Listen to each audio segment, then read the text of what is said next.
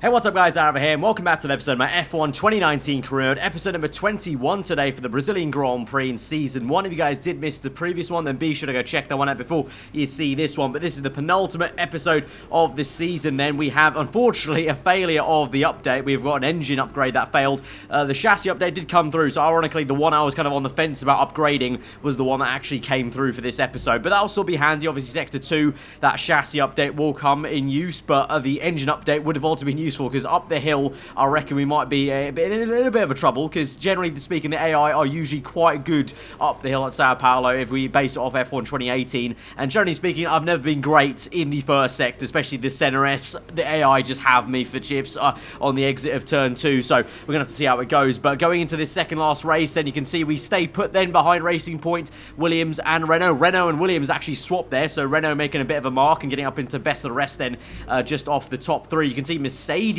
late onto the season bringing, I would say that's at least two major updates, or maybe one ultimate upgrade there from USA to Brazil. Obviously, Bottas in a title fight with Sebastian Vettel, and that's still not wrapped up. It could have mathematically been wrapped up last episode, but it did not. There are 33 points in it between Bottas to Vettel in second place, so Vettel can still turn this around. In the constructors as well, I believe Ferrari are still in the hunt of Mercedes in first place at the moment as it stands going into this episode then. But let's just get into qualifying and see what we do on Saturday. Welcome along then to Interlagos as we await the green light to get today's qualifying session underway. The competition is certainly heating up as we head into today's qualifying. Some impressive times showing up during the previous practice sessions. Anthony Davidson, do you think we can expect a similar level of skill to be showcased during today's qualifier? Well, I certainly hope so. The competition here is extremely tight, and I think we might see some very close times today. Remember, practice isn't just about fastest lap times though, it's about optimization, it's about ratifying your decisions. No one's going to be sweating small mistakes here and there, but in qualifying that all changes. You need to nail that perfect lap or face the consequences, and believe me, that's a lot of pressure. So it's all sunny right now in Q1, but we do have forecasts for some rain maybe coming later on today, so we have to watch out for that in the later sessions. But obviously this first run is just about getting through into Q2, hopefully on just one set of tyres, but we'll see. As of late, it's been taking me 2 runs to get through into Q2, as the car definitely has, relative to the midfield, of course, gone down the order, because if you're not moving forward with upgrades, you're kind of basically moving backwards because everyone else is improving, and that's what we've been doing lately. We've had a few upgrades, but we spent so much time saving resource points to adapt all the parts of the aero that has felt like our car has been falling back a little bit, especially on qualifying. The one lap pace seems to be going away quite rapidly compared to the race pace, where we've kind of kept it in there and we're able to still do the job on Sunday. At least that's probably the better scenario though, because obviously that's where the points come. But you can see there that first run wasn't that great, and we're down to P14. The second run on the same set of tyres though, so the same scrub set of tyres, not much better, just a small tiny margin of improvement from P14 to P13, a few hundredths of a second, but that's going to be enough to get us through into Q2, thankfully there. So I managed to just about get through on one set of tyres. You know, that tiny margin of improvement was maybe enough to just keep me there in P14, so quite thankful we did that then. So it means we have 2 sets to maybe use in Q2, although we might not need it, because as I go out right now, you can see it's already a little bit more overcast than it was in Q1, and I think the rain is forecast to come down right at the end of this session, so we've gone out a bit early in Q2 compared to maybe what we might have done previously. I'm going to try and set this lap in, basically a bank lap time, but a safe lap time to try and set before the rain falls, because otherwise we're going to get caught out and not be able to improve on our time. So here we go then, down the main straight all across the line, DRS open and keeping to the left for the shortest run, and we're up into P2 right now, but others yet to set their lap times as we go through then. And you can see the rain has come down. You can see that sheen and kind of shininess on the pit lane surface there, which is the rain coming down. You can see on the indicator as well. And so we do end up in P3, Raikkonen P7, and we both make it through into Q3, unlike what was the case last time out of the USA Grand Prix. Very thankful for that, and actually surprising to see the likes of the Renault cars actually not making it through, because the Renaults were looking pretty good at USA actually there, so they're both knocked out actually. So we now move through into Q3. That rain continues from Q2 into Q3, so we're on the intermediate tyres now, so all the kind of spectrums of, you know, sunny, overcast, and now it's Inters weather, and so we're going to try and do the job. But of course the AI aren't amazing in the Inters conditions right now, obviously pre-patch of that 1.05 patch, that mega patch. That will be actually coming in very, very soon. As I record this, actually, the patch has actually gone live for F1 2019. I won't be downloading the patch until the end of Season 1, because I think we need to kind of keep this season uniform and in the same sort of scenario, if we will, and that's going to mean Season 2 will be rather exciting with a major regulation change, if you will, basically, because all the handling and all the performance changes will be being affected from the get-go of Season 2, but we'll be staying with what we've got right now for Season 1. But you can see here, a development is the track is now dried up and it's time for the slick tyres. Right at the end of this session then, it's just dry enough. There still is a little bit of standing water on the curbs and the outside part of the circuit, so we have to watch out and stay on the racing line as much as we can, but there will be an exponential improvement there as we move on to the end of our flying lap. Just about 6-second gain there, and you might have seen on the top left we just moved down very rapidly from where we were to P5 now all the way down to P10. Then Hamilton setting the provisional pole time out at the moment, Raikkonen P9, Gasly P8, so others maybe went a little bit earlier than I did. I think I'm the last car on track, so in theory I might have a very good chance of being right at the sharp end here with the fastest track available to me across the line, and it's P2 in qualifying there. So for the first time ever, I think, in this career mode, I am on the front row. I was begging it could have been our first ever pole position in F1 2019 career. Alas, it is not. Hamilton does the job, but we're in second place in an Alfa Romeo Racing car. Absolutely amazing. Raikkonen down to P10, and you can see the time differences from the Red Bulls to the Mercedes and the Williams cars. An amazing job in P5 and 6. That essentially, it was basically whoever got out latest was going to set one of the best lap times, and that was obviously me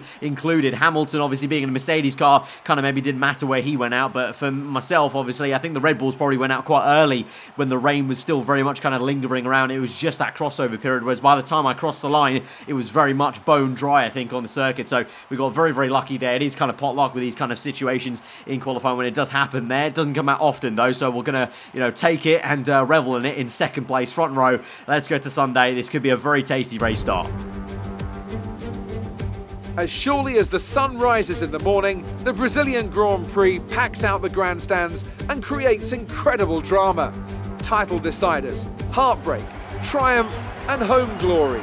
All these and more can be found in abundance here at the Autodromo Jose Carlos Pache. It's an unusual anti-clockwise race here at Interlagos, where the Sao Paulo locals are packed into the grandstands at each of the 15 corners around this classic 2.7-mile circuit. Two very fast sections bookend the famous and highly technical Sector 2, where getting a good run out of Junsao into one of the two DRS zones will be the key to any overtaking prospects today. A warm welcome to Anthony Davidson, who's beside me in the commentary box today. Let's start by getting your take on Romain Grosjean. They've had to change their gearbox. It's never a good start to a Grand Prix when, right off the bat, you have to contend with a grid penalty. Fingers crossed that's one failure they won't have to worry about today, at least. There's not much of a silver lining to starting down the field with a penalty, but I think they'll be able to make some of that back up over the course of the race. With the race minutes away from starting, here's what today's grid rundown looks like. An immense lap from Lewis Hamilton yesterday puts him on pole position, and the engineer completes the front row. Moving on to the rest of the grid, we have Vettel, Bottas, Lucas Faber and Russell, Leclerc, Verstappen, Gasly and Kimi Raikkonen, Hülkenberg, Magnussen, Devon Butler and Perez, Stroll, Norris, Alexander Albon and Romain Grosjean. They've taken a grid penalty. Ricciardo and Carlos Sainz will start from the back of the grid. And with lights out just moments away, it's time to go down to the track.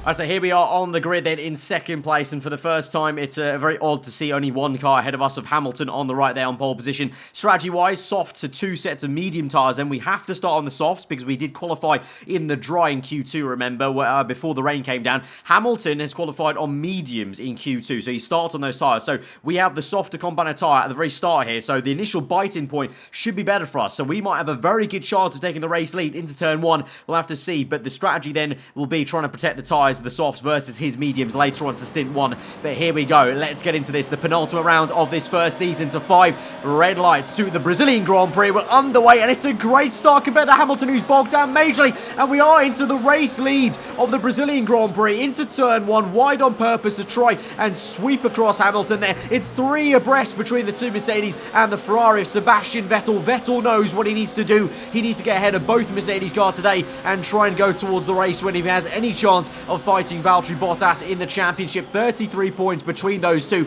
and they're side by side right now for third place. Look at that on the top left, Bottas and Vettel name tag swapping. But as we move on then onto the end of lap number 1, still in the race lead, but for how much longer, as Hamilton now is going to make a move to the inside. We squeeze him very much so to the wall, to the left hand side, getting very aggressive there. But I want to try and keep this race lead as long as we can, because obviously this ain't going to come around too often. It hasn't come around too often so far this season. It has been a bit of a struggle to really get to the fight of the podium. Of course, our best position so far in the season has been P4. Raikkonen's got a P3 at Monaco, but I've never got anywhere close, so I'm reveling in this right now. But it's going to be a very tough challenge as the pressure just keeps piling on more and more from Hamilton and also Bottas there in the background there. The two Mercedes nose to tail. Hamilton now round the outside as we move on to lap number 5 then. So for a few laps we were able to keep Hamilton at bay, but now he's having another good look round the outside of turn 2 or the exit center S. Poor traction for us, but we have DRS crucially to try and re-overtake Hamilton. Bottas then in the background right up my gearbox, and he might try and make a move to the inside of Hamilton to get that P2,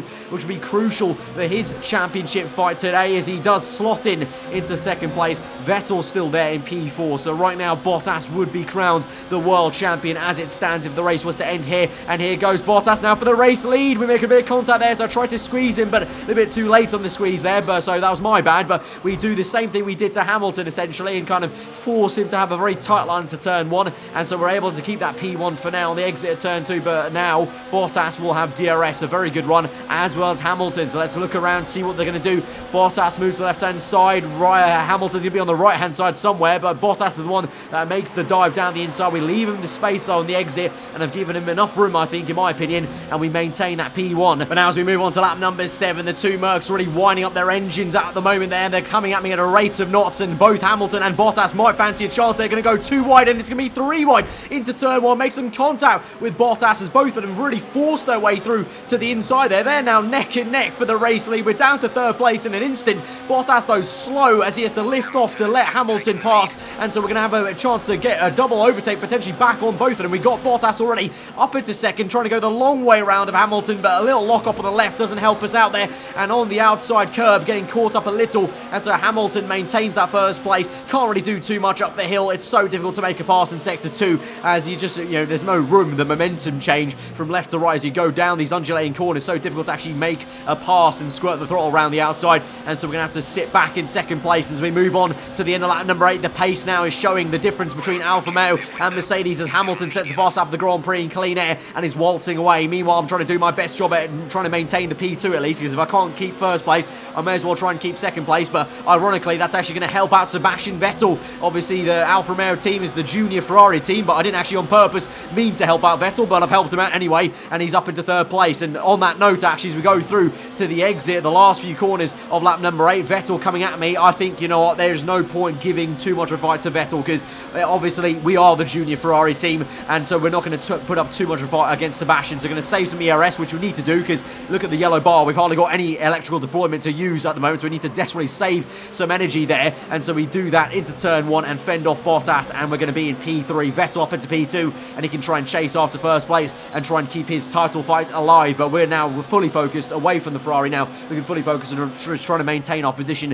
which is P3 here at the moment. But on lap number 10, we're going to come in for the first pit stop, so a bit earlier than maybe Bottas and Weber there as well. It looks like he's overtaken Bottas there, so the two Williams cars finally getting into the fight here. Perhaps we're going to try and get an undercut if we can, and Russell's thought the same thing, as well as one of the Red Bull Hondas as well, so try and maintain that P3 ahead of Bottas, because you like to think, I think with Bottas and Weber maybe fighting there, potentially this undercut could be quite powerful. So we're onto a set of yellow wall medium tyres then, and we're going mediums to the end of the Grand Prix, of course, with one more stop to make later on. But it's getting a little bit overcast here, or that might just be the sun going down. I can't quite tell there, but I don't think there was any forecast for rain, so let's just keep our wits about us here. But we're in P18, clean air, and let's push on and try and use this and try and stay ahead. So there's one spanner in the works I didn't account for, and that was the Red Bull Racing team. They've not been in this race so far, but Gasly now is behind me, and the Red Bulls are finally actually waking up in this Grand Prix and getting through to where they kind of basically should be, which is the sharp end, of course. And so here comes Pierre Gasly in the Red Bull. DRS available for him.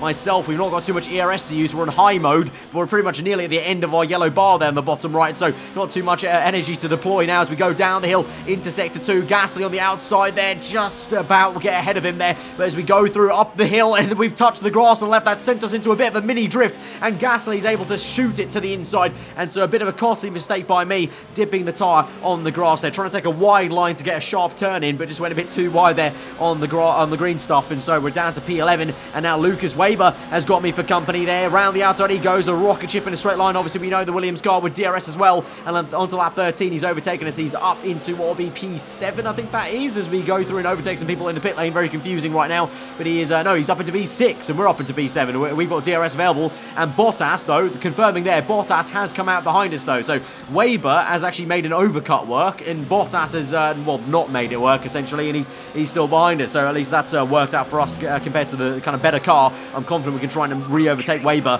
Bottas, not too sure if he ever overtook us, we won't be able to get him back, but we move on to lap 14 then. Here we go, DRS on the back straight here in Sector 1 into Sector 2, round the outside, big lock up on the front left. We nearly go completely off circuit there, and so Weber is able to keep it back through, make some contact. We go very wide and just about right at the curb up into P5, and we get ahead of Lucas, who's ahead of Bottas, who's ahead of a massive train there, actually, over the Racing Point car of Hulkenberg, I think that is, and also a Renault, I think, if my eagle eyes were correct. I'm not too sure, we'll have to confirm that for you. But now as we move on to lap 15, Weber back again in a straight line, as well as Valtteri Bottas now round the outside. He's on soft tyres, actually, I've only just noticed that here, both Weber and Bottas on soft, so clearly Williams and Mercedes think they have much better tyre wear than the engineers at Alfa Romeo think for about our car, so interesting. So maybe their tyres will actually get some wear at the end of this stint, and so we should come in back into this, actually, if we're right now suffering from some performance deficit here, as we now move on to lap number 17, and we're going to try and go for a move on Weber, but also have to go defensive against Bottas at the moment. So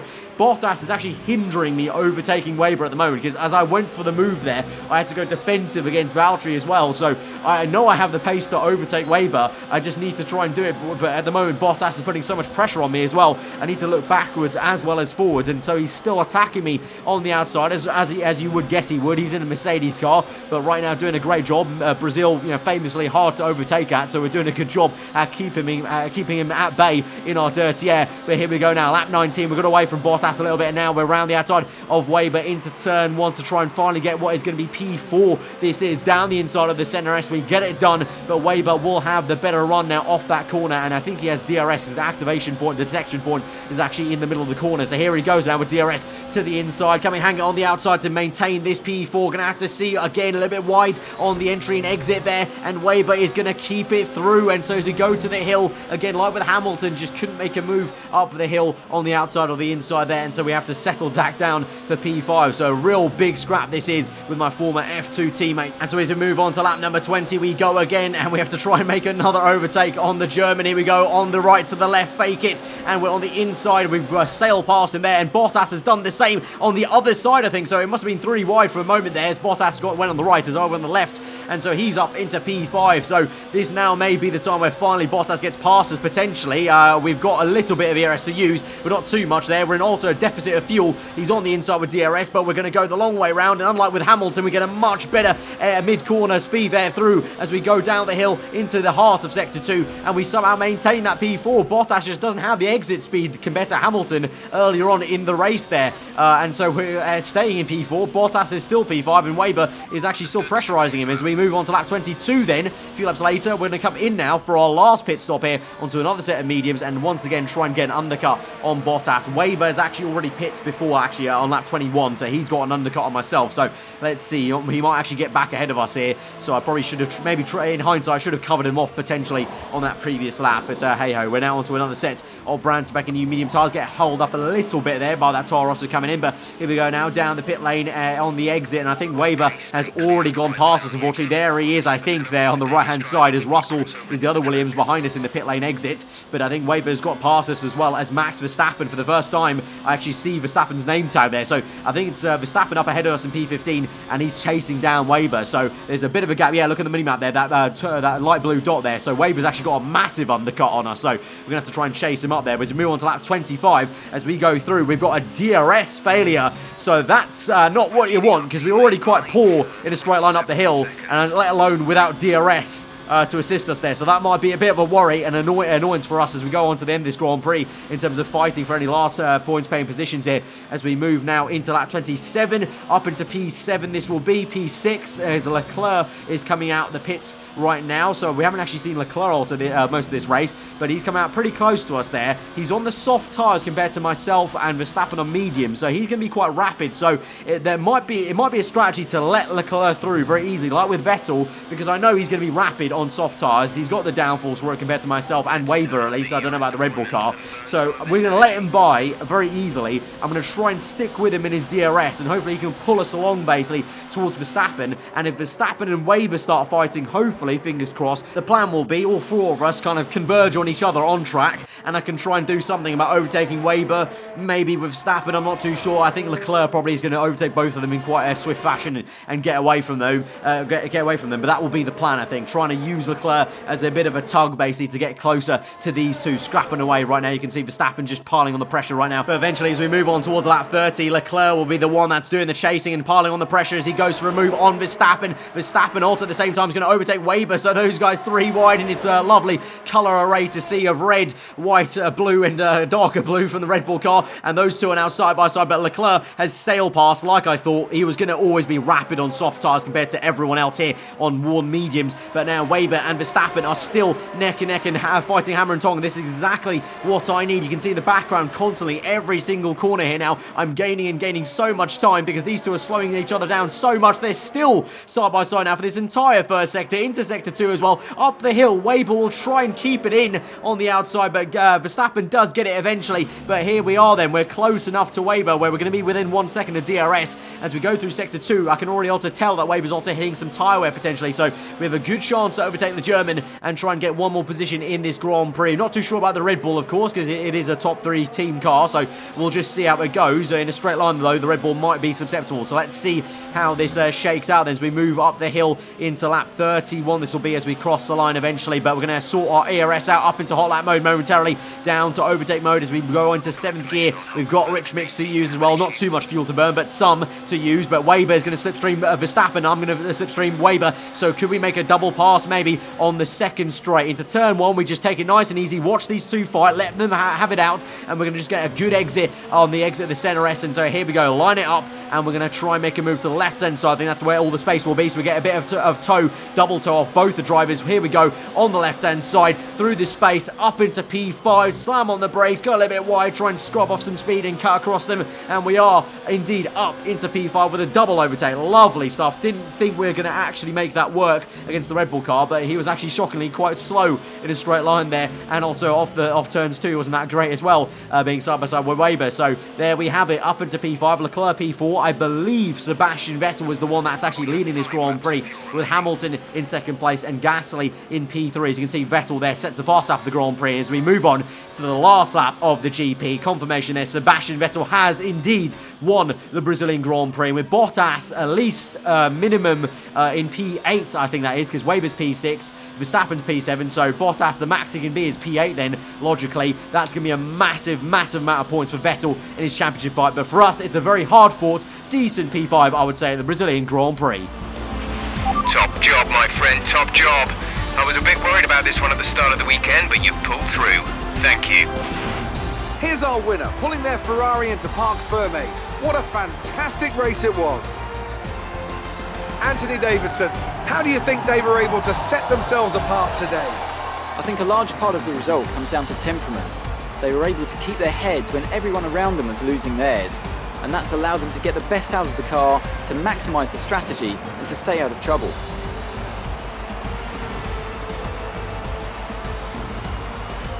Looking at the podium, you can see that red suit familiar to fans across the globe. A world-class win for a world-class team. Ferrari do it again.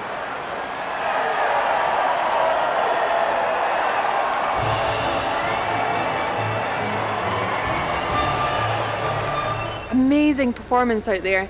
I'm sure you're pretty happy with that. You had a pretty close finish with Lucas. What's it like racing a former teammate? I'm going to go with it can be challenging, but ultimately we can big up our own car and get some reputation with Alfa Romeo here in this answer. Things look close between you and your rival for a bit, but you came out on top, didn't you? Yeah, it's been a pretty frosty and close fight the entire season with Raikkonen, but yeah, it's been a good challenge for both of us. We've been enjoying it. You're beating all expectations. Would you say we all underestimated you? And how can I not go with the, well, frankly, I am a bit offended here with this question here for this answer. Great. Well, that's everything.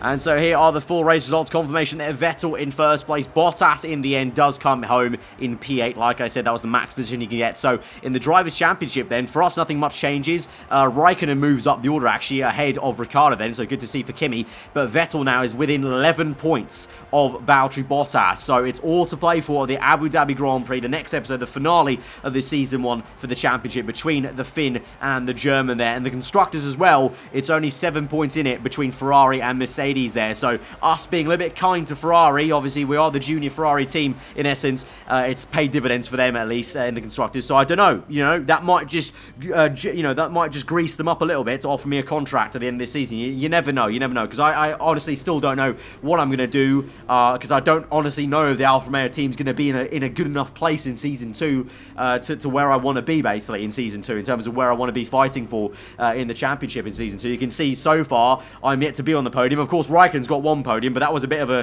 fluky kind of Monaco race.